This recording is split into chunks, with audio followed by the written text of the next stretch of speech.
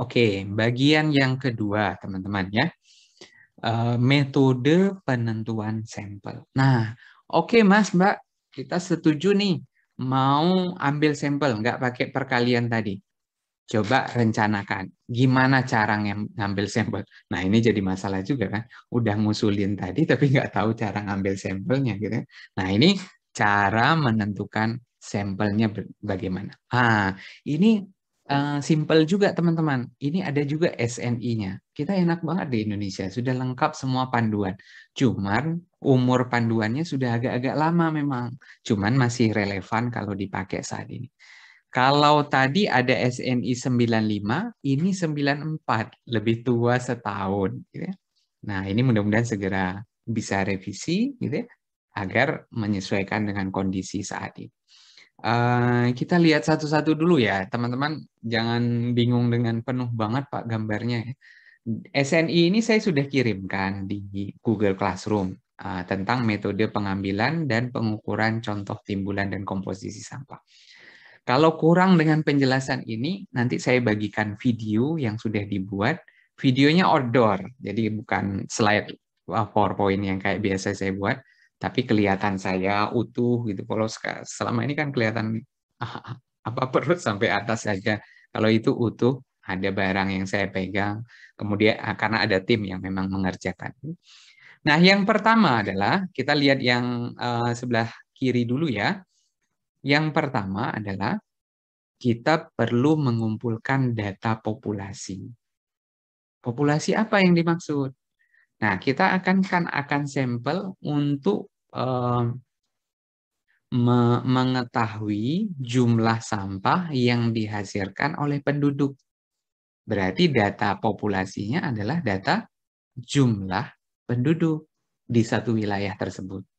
Dapatnya dari mana? Gampang kan sekarang. Dalam angka kemarin itu sudah ada kan? Kabupaten Semarang dalam angka, Kabupaten Mojokerto dalam angka. Ketemu jumlah penduduk. Kita nggak usah mikirin lagi.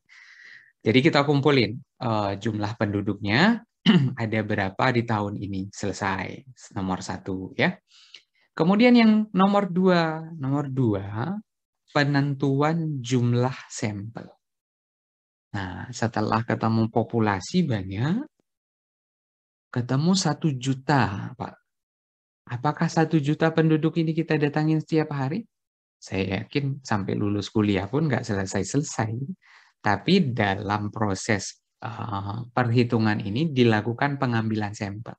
Sama asumsinya gini, kalau kita ingin cek gula darah, asam urat, kan nggak dikeluarin semua darah dari dalam tubuh kita kan? Diambilnya cuma dikit aja, itulah sampel. Ya, ini juga sama. 1 juta orang tadi. Bisa saja sampelnya mungkin hanya 100, 10. Nah, nanti kita akan lihat bagaimana metode penentuan jumlah sampel. Setelah slide ini ya. Nah, jadi ini kita ngomongin secara keseluruhan dulu. Sampelnya sudah diketahui lewat metode yang di slide berikutnya. Ya. Kemudian yang berikutnya adalah perlu ditentukan lokasi samplingnya di mana. Oh, di rumah, Pak, perlu. Rumahnya dibagi-bagi nggak? Oh, menurut regulasi dibagi. Ada istilah rumah permanen. Ada istilah rumah semi permanen. Ada istilah rumah non permanen. Ya, kayak apa ya? Permanen mungkin saat ini yang punya pagar yang permanen, punya teras. Pokoknya kelihatan rumahnya inilah menengah ke atas, ya, pendapatannya tinggi. Yang semi permanen mungkin nggak ada pagar, nggak ada teras, rumahnya biasa sederhana, sedang. Atau non permanen berupa apa? Bedeng, gubuk dan seterusnya. Jadi untuk menentukan mana saja yang akan disampling, ditentukan lokasinya. Oh, selain rumah ada lagi nggak, Pak? Ada. Toko tadi, pasar, ya, kemudian sekolah, kantor, ini diidentifikasi. Gitu. Itu Arya ya. Arya kayaknya dipanggil tadi suruh angkat jemuran atau apa? Ntar Bu, lagi kuliah nih. Ya. Baik. Terus kemudian nomor satu tadi sudah populasi ya, diakses dari macam-macam. Sebagai data awal, terus kemudian ditentukan. Jadi ini penjelasannya. Kategori rumah bisa ditentukan dari keadaan fisik rumah, pendapatan rata-rata, fasilitas rumah tangga. Cuman kan nggak enak kalau kita mau sampling, masa tanya dulu kan. Assalamualaikum, gitu ya. Waalaikumsalam. Eh, Pak, saya mau sampling tentang sampah. Kira-kira Bapak pendapatan tiap bulannya berapa? Gitu. Kan orang jadi meragukan, ini mau nanya apa sih kok tiba-tiba datang-datang jadi nanya langsung pendapatan saya gitu. Jadi yang perlu dilihat terlebih dahulu adalah keadaan fisik rumah. Baru kita masukkan kategorinya. Oh, ini masuk permanen, ini masuk semi permanen, ini masuk non permanen, dan seterusnya. Gitu ya. Nah, mudah-mudahan sampai di sini sudah jelas. Baru kemudian pelaksanaan sampling, detail samplingnya, kemudian analisis hasil samplingnya, kemudian timbulan dan komposisi sampah. Nah, teman-teman, kalau teman-teman menguasai metode ini setiap daerah butuh tenaga ini.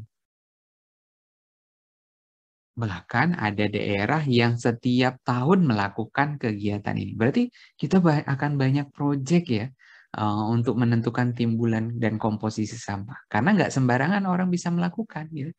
Bahkan saya pernah melakukan di tahun 2020 karena sangat butuh dan dalam kondisi COVID, saya melakukan secara online. Oh, gimana tuh caranya ya? Jadi ada satu daerah pingin mengambil sampling, saya memandunya dari Jogja. Makanya muncul ada video-video tadi dalam rangka pekerjaan tersebut. Jadi ada logo-logo nanti yang teman-teman bisa lihat logo-logo dari yang lain ya, karena kebutuhan tadi. Tapi saya sudah izin bisa dipakai untuk kepentingan pembelajaran. Jadi bukan aspek komersial yang lain. Nah, itu jalan selama 6 bulan pada saat itu. Dan alhamdulillah bisa selesai. Ya. Kemudian, nah selanjutnya adalah setelah rumah apa? Kita perlu menentukan tadi kan saya sudah sempat menjelaskan. Ada toko, ada kantor, ada sekolah, ada pasar. Berarti butuh itu dulu ya, data populasinya. Toko satu daerah ini berapa? Kantor satu daerah ini berapa? Kok ribet, Pak? Iya, untuk menentukan dasar ini agak ribet. Jadi butuh pemahaman yang lebih terhadap ini. Jadi data-data ini dikumpulkan, baru kemudian dihitung berbagai macam cara. Nah, lanjut ya. Ini berarti non perumahan atau di dalam tugas kita sebut sebagai non domestik, ya, non domestik. Nah, ini baru cerita tentang bagaimana ngambil sampelnya gitu ya, untuk merubah data yang tadi given tadi, yang sudah diberikan tadi, kita pingin cross check, benar nggak di lapangan seperti ini, atau ada perubahan nggak di lapangan, nah, dan seterusnya gitu ya. Oke teman-teman semuanya. Nah, bagaimana caranya? Wah, ini pagi-pagi Pak, kok dikasih rumus-rumus. Ini simple banget, gitu ya. Simple banget. Di SNI ini simple banget. Tapi kelihatannya rumit. Cuman kalau dipahami pelan-pelan, ini akan simple sekali.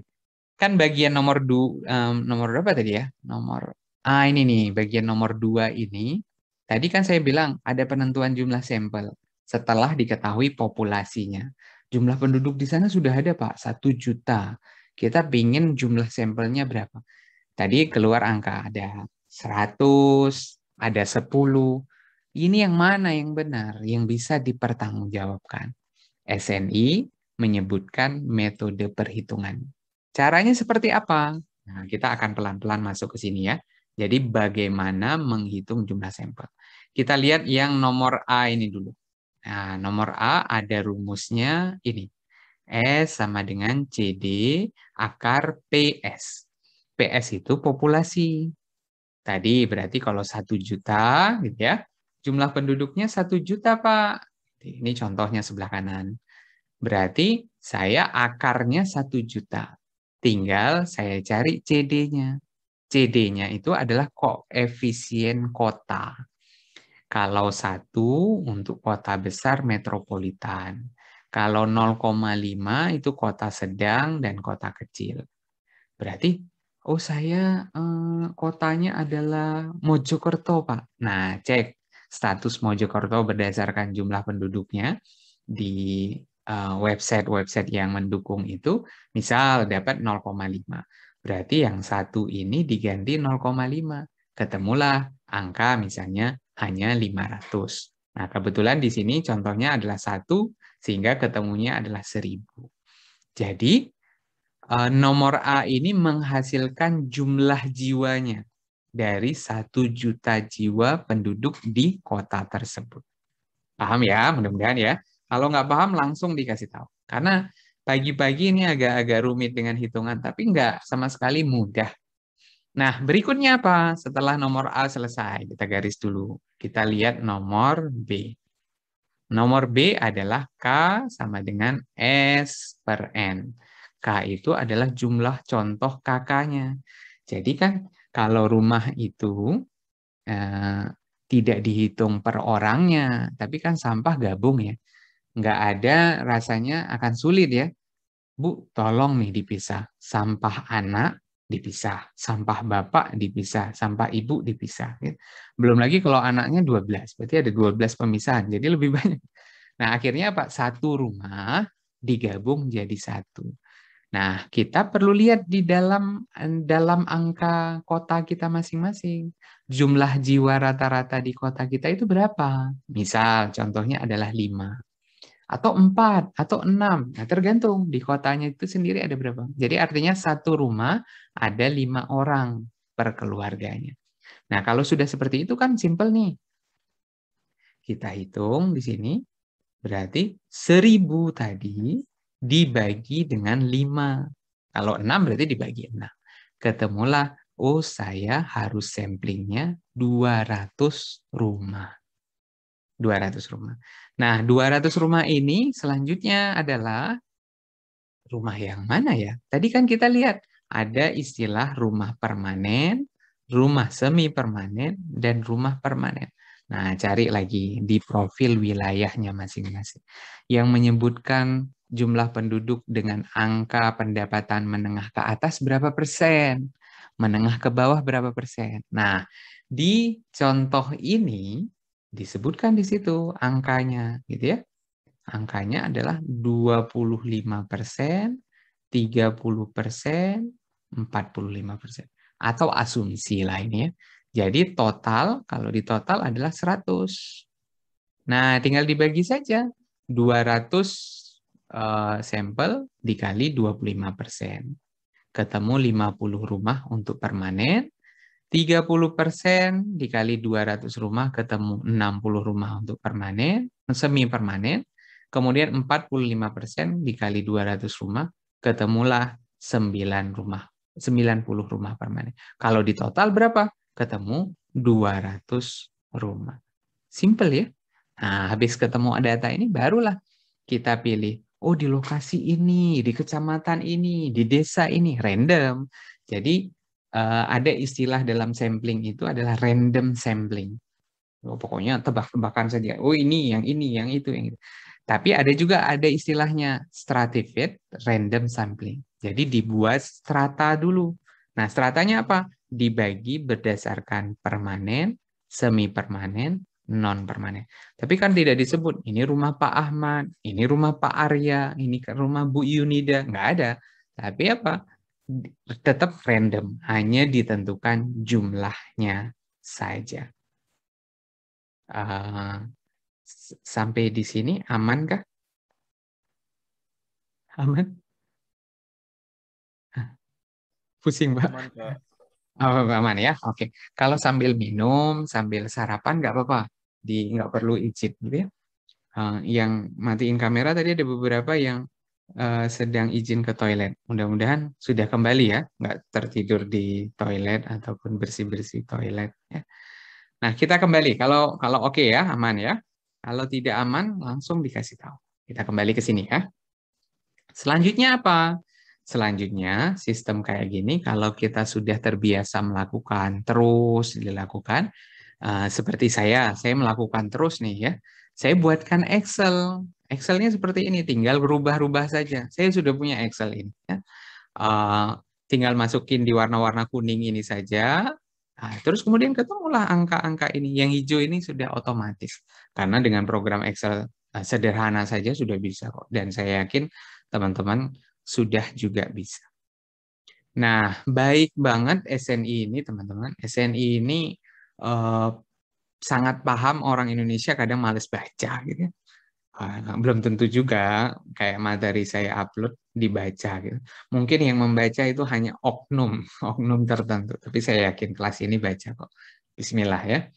Nah, di SNI 94 ini, selain rumus disediakan, hitung sendiri juga boleh, tapi dibuat tabel lagi ya.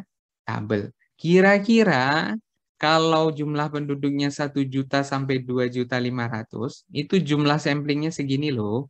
Sudah dihitung. Jadi kayak tadi kita hitung ya, 1.000 ketemu 200. Kalau 500 sampai 1.000, kira-kira segini. Tapi kan ancar-ancar gitu ya. Kalau 750 berarti harus hitung. 785 berarti harus hitung. Nah, kalau jumlah penduduknya sekian, sekian. Ini untuk sumber apa ini? Domestik, rumah ya. Nah, yang bawah adalah sumber non-domestik. Non-domestik. Ada toko, jumlah sampelnya sekian untuk kota metropolitan. Kota besar, jumlah sampelnya sekian. Kota kecil, sekian. Jadi nggak perlu ngitung-ngitung. Minimal untuk setiap lokasi ini adalah 1. Oh, toko sekarang udah beda, Pak. Nggak kayak dulu. Dulu namanya toko kelontong. Sekarang ada toko retail modern. Ya udah dibagi. Ada supermarket, ada macam-macam. Ada sekolah pun dibagi-bagi. Ada TK, PAUD, SD, SMP. Oh, masing-masing diambil 1. Ada kantor, kantor pemerintahan, ada kantor swasta, ada pasar, pasar desa, pasar apa gitu.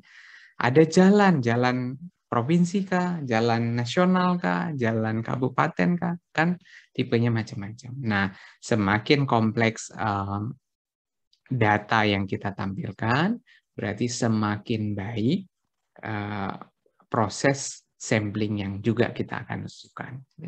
Jadi supaya samplingnya tidak diulang-ulang terus capek, akhirnya buatlah dengan data yang baik. Ya. Nah, selanjutnya adalah kan sudah menentukan jumlah-jumlah sampel 200, 300, 400 dan seterusnya. Nah, selanjutnya adalah yang juga penting, ini contoh-contoh yang lain ya. Boleh pakai yang tadi pakai SNI.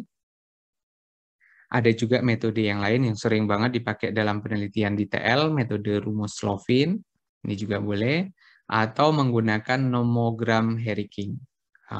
Ya, seperti apa ya, penelitian pada umumnya yang kita perlu justifikasi sampling.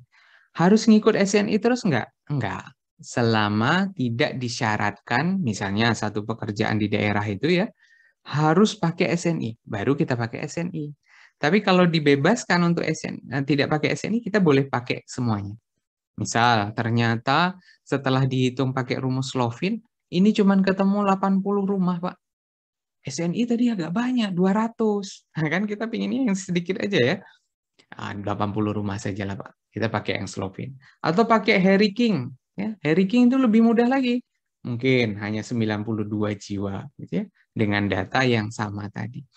Jadi boleh dipilih asal tidak ada tuntutan ya yang lain. Nah, ini materi ini pernah saya sampaikan. Oh, ini saya belum hapus ya. Saya pernah ngisi training online terkait dengan metode teknik sampling. Nah, ini salah satu materi yang saya kasih ke mereka. Nah, tidak ada salahnya juga saya bagi ke kalian. Nah, selanjutnya apa? Pertimbangan penyebaran lokasi sampling. Iklan sebentar. Di rumah saya ada yang jualan. Mudah-mudahan tidak terlalu terdengar ya. Selanjutnya adalah pertimbangan penyebaran lokasi. Tadi kan kita sepakat bahwa sampling ini random. Tapi melalui strata. Strata tadi ada permanen, semi permanen, non permanen. Nah, harapannya kalau kalau kita punya peta wilayah, kira-kira ini adalah gambaran Kabupaten Sleman gitu ya teman-teman. Ada 9 titik sampling yang akan dilakukan. 1, 2, 3, 4, 5. Nah, menurut teman-teman, ini bisa mewakili Sleman nggak kalau dengan 9 ini? Dengan posisi penyebaran lokasinya seperti ini? Kira-kira ada yang mau berpendapat? Lokasi titiknya seperti yang ada di gambar. Kira-kira sudahkah mewakili keseluruhan Sleman yang sampai ke batas-batas yang ini?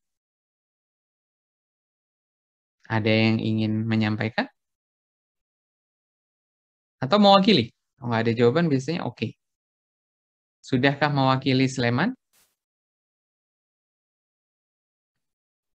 Benar-benar ini nasi pecel atau nasi bubur atau mie goreng atau apa ya? Belum sarapan ini hari-hari Jumat. Di Jumat kita harus semangat. Gimana, Fitriani? Ini sudah mewakili nggak ya? Masuk, Pak. Kalau menurut saya belum, Pak. Karena Kenapa? Nah, ya, karena itu kan luas banget. Terus kayak mungkin bisa di beberapa titik tapi menyeluruh gitu, Pak. Itu kan oke. cuman di bagian yang sebelah kanan aja. Tapi nggak tahu Berarti panorama. butuh kira-kira di sini satu gitu ya, kira-kira ya. Kemudian di sini satu atau di tengah satu, di sini satu agar bisa mewakili lokasinya. Betul. Oke, saya setuju dengan Fitriani. Artinya tidak berdasarkan oh ini ada tempat om saya dekat sini, ini bule saya ada di sini gitu. Oh ini rumah eyang saya dekat sini gitu. Enggak juga gitu. Tapi pas sampling itu kalau bisa ya menyeluruh gitu ya, menyeluruh. Oke, saya yakin sampai di sini nggak ada pertanyaan lah. Tapi kalau ada, silakan nanti hidupkan mikrofonnya. Kita akan masuk ke bagian selanjutnya.